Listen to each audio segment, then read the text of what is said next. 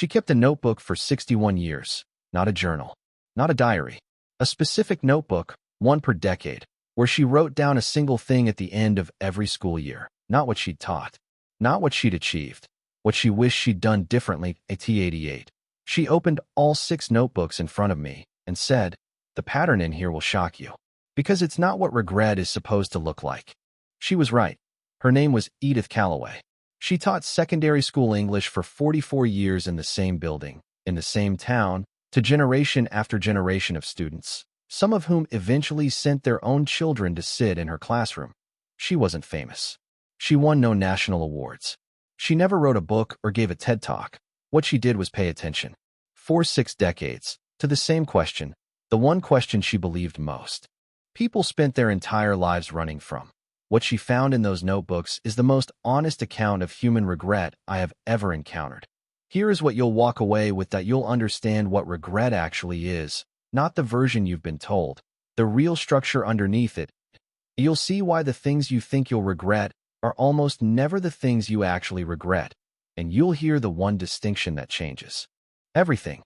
Here is what we have been taught about regret, that we've been taught that regret is the emotional cost of failure, that it arrives after bad decisions, wasted years, missed opportunities, that the antidote to regret is to take more risks, say yes more often, live boldly, and that if you do those things, you'll arrive at the end of your life with a clean ledger. The problem is that this is almost entirely wrong. The psychologist Daniel Kahneman, who spent his career studying how humans experience and remember events, found something deeply counterintuitive about regret.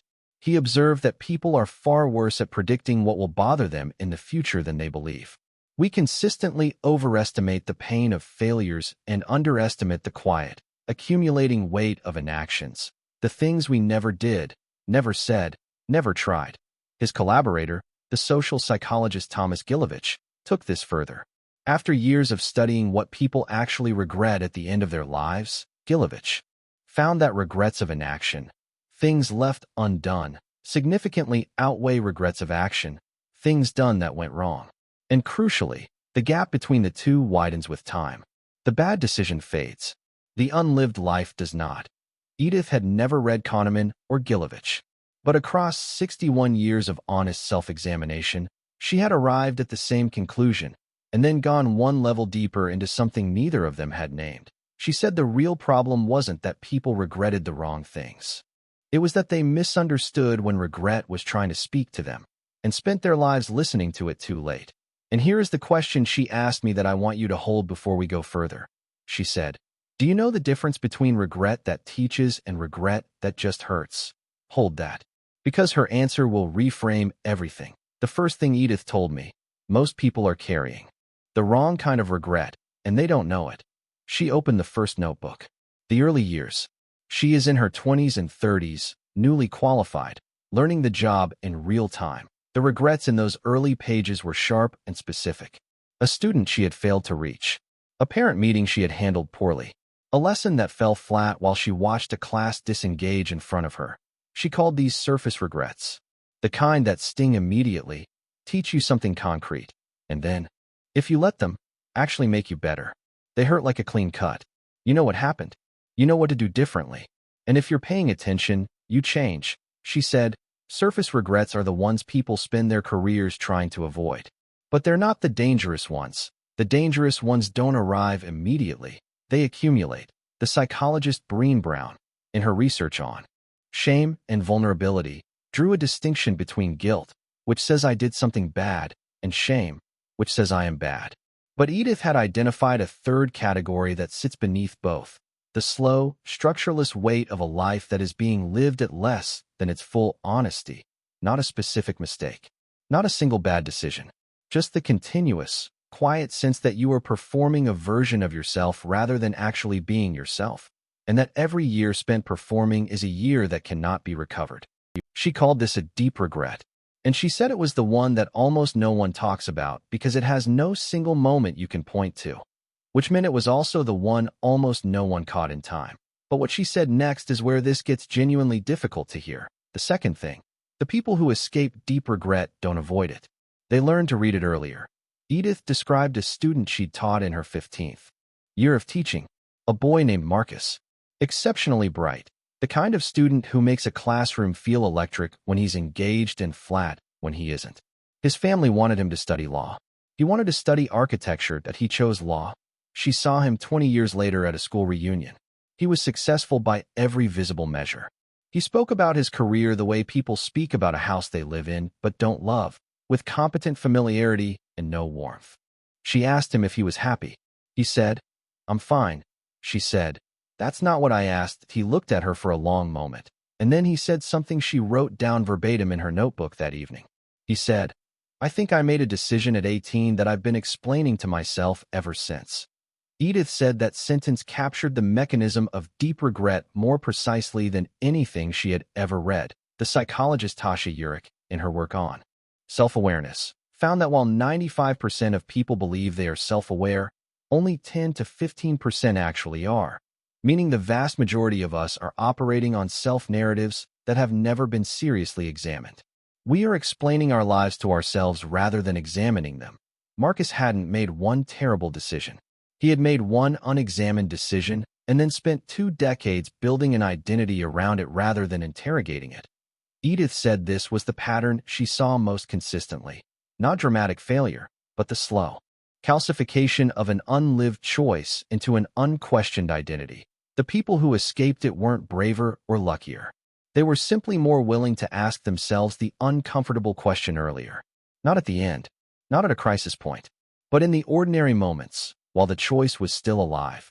And this is what leads to the third thing. The one she said she wished she had understood at 30 instead of 70. The third thing, and this is the one that reframes everything. Regret is not a signal that you failed. It is a signal that you know what you actually value. She said this carefully, slowly, because she knew it sounded like a reframe, like something you'd put on a motivational poster. And she needed me to understand it wasn't.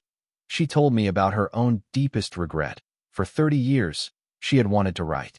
Not lesson plans, not reports, actual writing, stories, essays, the kind of long, unhurried sentences she had spent her career teaching other people to love. She never did. Not because she had no time. She had summers. She had weekends. She had the specific quiet of early mornings that she filled with marking and preparation and the 10,000 administrative tasks of a teaching life. She chose not to write. Not once. 10,000 times. And at 65, when she retired and finally sat down, with a blank page and nothing stopping her, she felt something she hadn't expected. Not liberation. Not creativity finally unchained. Grief. The grief of understanding, with complete clarity, what she had valued all along, and recognizing that the reason it hurt was precisely because it mattered so much. That the regret was not punishment for failure. It was the felt presence of her own truest priorities, trying to surface for decades through the noise of a life lived on everyone else's terms. The philosopher Soren Kierkegaard wrote that life can only be understood backwards but must be lived forwards. Edith had understood this intellectually her entire career. But sitting with that blank page at 65, she understood it in her body for the first time. She did write, eventually. Slowly. Imperfectly. 6 short essays in 4 years. None of them published. All of them kept in a drawer beside the 6th notebook. She told me they were the most honest things she had ever made. And she said, if I had understood at 40 that the regret was a compass and not a verdict, I would have started then. The regret was never telling me I'd failed. It was telling me where I was supposed to be going. That distinction, compass versus verdict, is the thing most people never make. They feel regret. They interpret it as evidence that something is wrong with them, or that the window has closed, or that the cost of change is too high now. And then they put the feeling down and get back to the life they've been explaining to themselves. When the regret was never asking them to feel bad.it was asking them to turn around.so.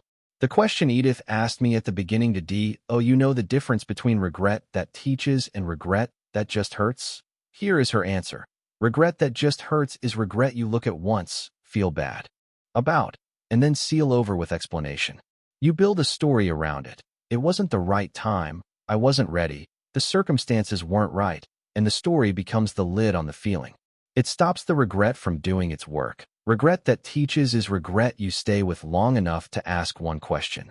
What is this telling me I actually care about? Not what it's telling you that you did wrong. Not what it says about your past. What it is pointing toward in your future. Edith said the saddest thing she had ever witnessed, across 44 years of watching young people become adults, was not failure. It was people who had the compass in their hands the whole time and never learned to read it. You have the compass. The regrets you're carrying right now are not evidence that you've fallen behind. They are directions. Still active. Still pointing somewhere. And if you want to know how to actually read them, practically, in your own life, that is exactly what the next video gets into. Because knowing that regret is a compass is one thing. Knowing how to read where it's pointing, without letting it pull you into paralysis or guilt, is something else entirely. That's what comes next. And it starts with a single question Edith wrote on the last page of every notebook that it's right there. Don't wait until notebook 6 to find out.